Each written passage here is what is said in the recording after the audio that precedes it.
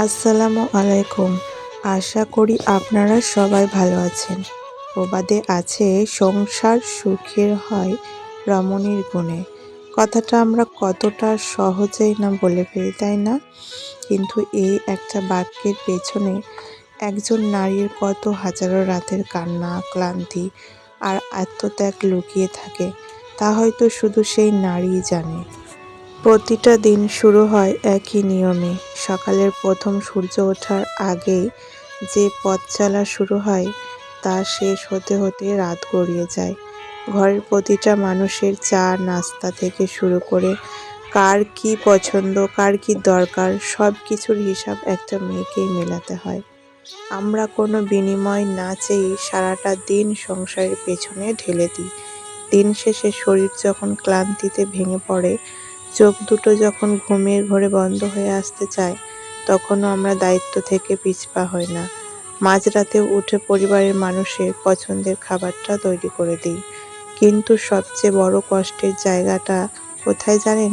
এই যে পরিশ্রম, এত চেষ্টা, দিন শেষে এর বদলে যখন একটু সহমর্মিতার জায়গায় উপহাস মেলে, তখন মনটা একেবারে ভেঙে গুঁড়ো হয়ে যায়।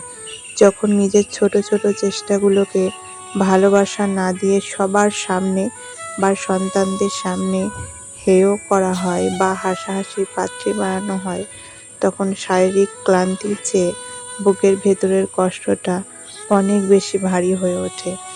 একটা নারী সংসারের কাছে খুব বেশি কিছু চায় না, না কোনো রাজপ্রাসাদ, না কোনো দামি উপহার। সে শুধু চায় একটু সম্মান আর একটুখানি মুখের মিষ্টি কথা।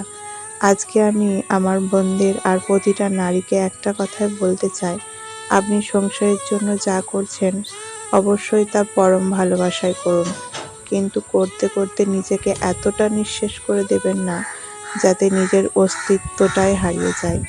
আপনার আত্মসম্মানটাই আপনার সবচেয়ে বড় সম্পদ। কারো অবহেলা বা কথায় মন ভেঙে ফেলবেন না। নিজের খেয়াল রাখাটা কোনো অপরাধ নয়। আপনি ভালো ও সুস্থ থাকলে তবেই পুরো পরিবারকে সুস্থ রাখতে পারবেন। সন্তানরাও মায়ের কাছ থেকেই সম্মান করতে শেখে, তাই নিজের মর্যাদা বজায় রাখাটাও আপনার এক বড় দায়িত্ব।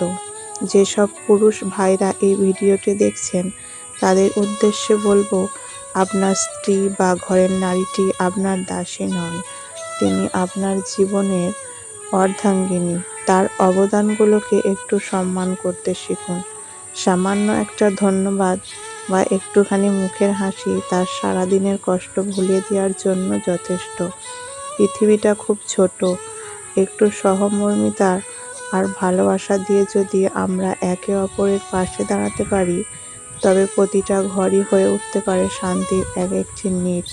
সবাই ভালো থাকবেন, সুস্থ থাকবেন এবং একে অপরের প্রতি যত্নশীল হবেন। আর একটা খুব গুরুত্বপূর্ণ কথা, আমাদের সন্তানেরা কিন্তু আমাদের দেখেই শেখে।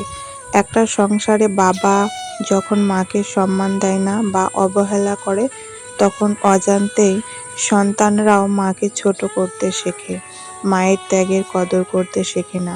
তাই অন্তত সন্তানদের ভবিষ্যৎ সুন্দর করার জন্য হলেও ঘরের ভেতরে একে অপরকে সম্মান করাটা খুব বেশি প্রয়োজন। একজন মা যখন সংসারে সম্মান পান, তখন সন্তানরাও সেই পরিবার থেকে সঠিক নীতিশিক্ষা ও নৈতিকতা নিয়ে বড় হয়ে ওঠে। প্রতিটি নারীর মনে রাখা উচিত, অন্য কেউ আপনাকে সম্মান দিক বা না দিক, আপনি নিজে নিজেকে কখনো ছোট ভাববেন না। দিন শেষে আয়নার সামনে দাঁড়িয়ে নিজেকে বলুন, আমি আমার সাধ্যমতো সেরাটা করার চেষ্টা করছি, আর এটাই আমার গর্ব। নীরব কান্না বা অভিমান করে নিজের শরীর নষ্ট করবেন না।